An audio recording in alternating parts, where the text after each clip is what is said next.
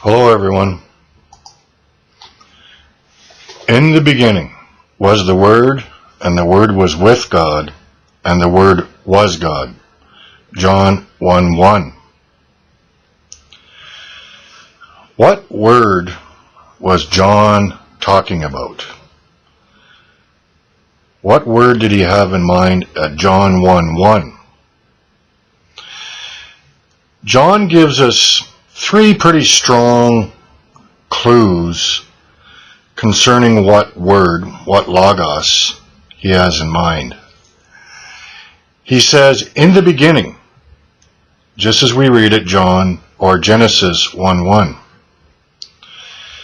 And then he tells us all things are made through the Word, just as he does in Genesis chapter 1, where we read the account of God creating all things through his spoken word. And then he says the light shines in the darkness, just as we read it Genesis 1:2-3. Darkness was upon the face of the deep, and then God said, let there be light. So it seems pretty clear that John is telling us that the word which he has in mind is the same word by which God created all things in Genesis. Same word. And when we go back to Genesis and have a look, we see that God created all things through his spoken word. Now, when people read John 1:1, and we all know this, everybody hones in on discussions about John 1:1c, and the Word was God. And people sort of obsessively want to talk about this part of the verse as if this is what makes or breaks the interpretation of John 1:1. I'm telling you it's not what makes or breaks the interpretation of this verse. We should not be looking there. We should be looking here. In the beginning was the Word, and the Word was with God, and the Word was God. Let's look at the other end of the sentence and ask ourselves, what beginning? People generally assume that John is talking about the Genesis act of creation, or something like a time frame, so to speak, back when God was about to create all things, and then he created all things, and that's what we're reading about in John's opening words. And they do that because they see these words, in the beginning, all things made through the Word, the light shines in the darkness. And so they immediately suppose that John, when he says the words, the beginning, he's talking about the same beginning that we read about in Genesis 1:1. So let's really ask ourselves, though, what beginning John really had in mind.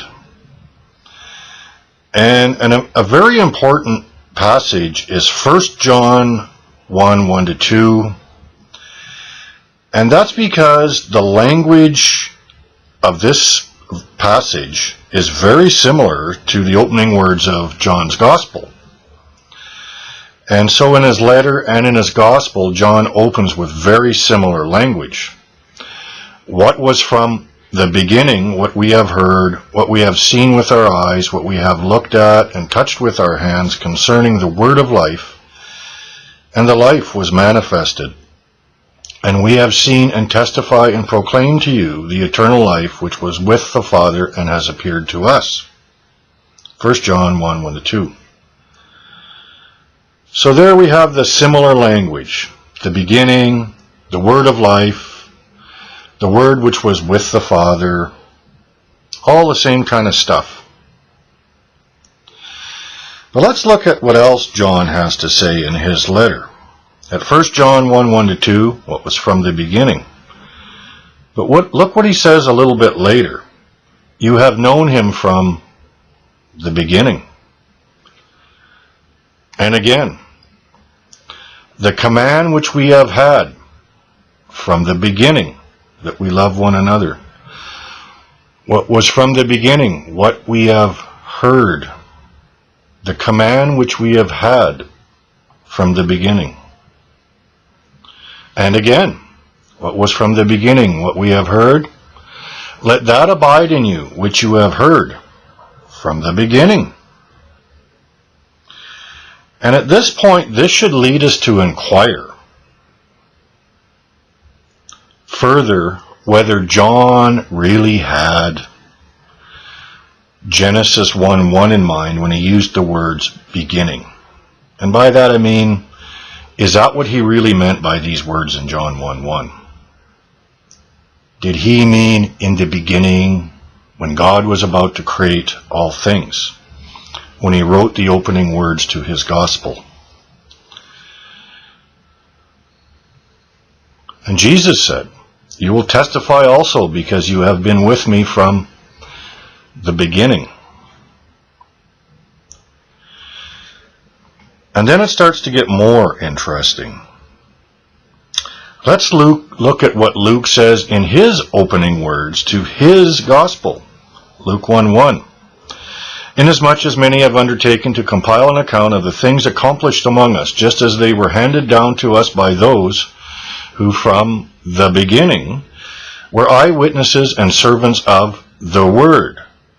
It seemed fitting for me as well, having investigated everything carefully from the beginning. And look at Mark 1:1, the beginning of the good news of Jesus Christ. Everything we have looked at so far points to the beginning of the gospel that John the Baptist came preaching. And when Jesus was baptized by John, then Jesus went out in the Spirit proclaiming the good news of the kingdom. The beginning of the good news of Jesus Christ. In the beginning was the Word. The beginning of the good news of Jesus Christ.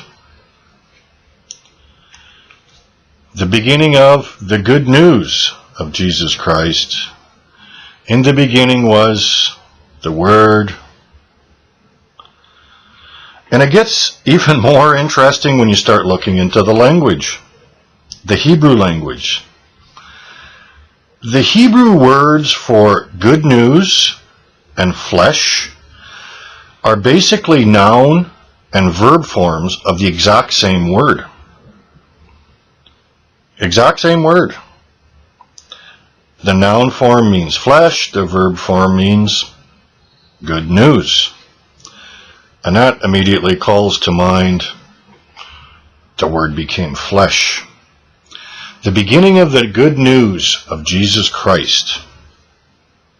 In the beginning was the Word. The Word became flesh. So we really, really need to honestly ask ourselves what beginning John had in mind when he wrote the opening words to his gospel. In the beginning was the Word, John 1:1. The beginning of the good news, Mark 1:1. The Word from the beginning, Luke 1:1. The beginning, the Word of life, 1 John 1:1. What we have seen from the beginning. What we have heard from the beginning. What was from the beginning. And then we start to see other things. Like these verses in John's prologue. The light shines in the darkness, and the darkness did not apprehend the light. John 1:5. And then a little bit later, we read, the light came to the light's own, but the light's own did not receive the light. John 1:1. You see how those two are pretty much saying the same thing? And if you read through John's gospel, you'll see how Jesus was saying light has come into the darkness to the people of Israel, to whom he was preaching.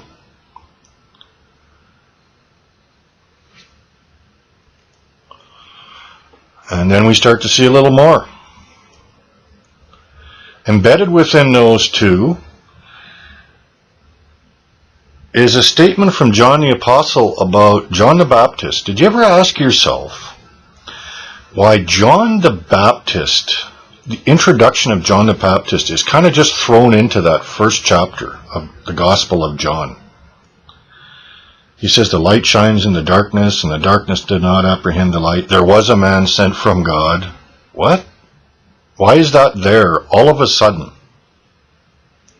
Stop and really think about that. There was a man sent from God whose name was John. And then it goes on to say this: the true light which enlightens every man was coming into the world. When? When was that true light coming into the world? It certainly sounds like we're supposed to understand that as John is baptizing, and that whole event complex of John's baptism is when the true light is coming into the world. And don't be confused by those words, into the world. The New Testament talks about us being brought into the world, like when we're born. Jesus sends his disciples into the world. It doesn't mean to be sent into this globe or this planet.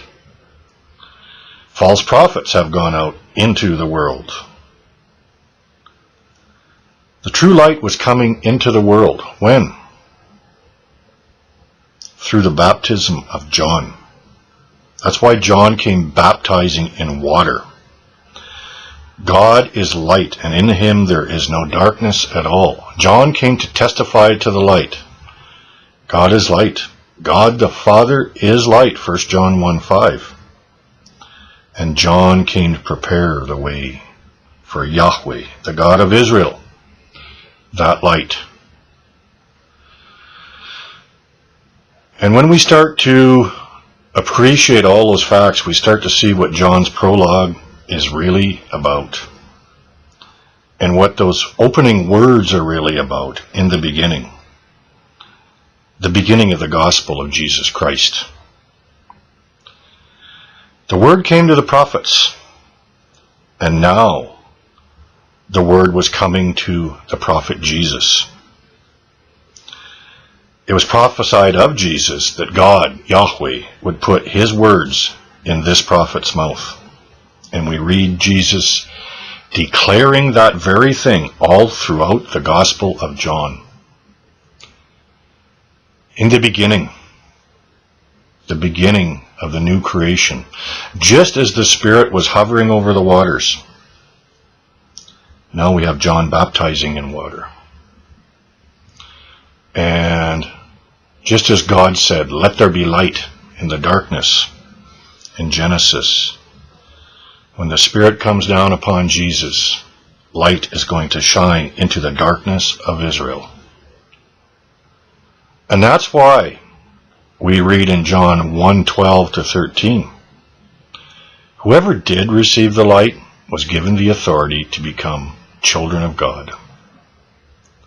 New creations. New creations. We really need to step back and seriously question the traditional way people have been interpreting John's prologue.